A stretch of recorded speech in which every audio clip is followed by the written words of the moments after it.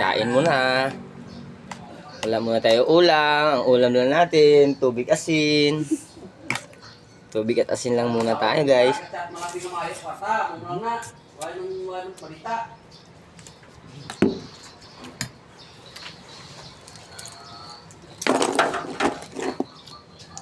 Dahil wala tayong ulam, ito ang ating ulam.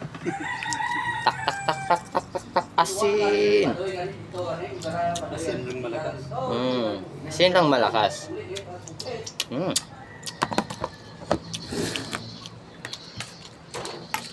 Lagi na lang asin.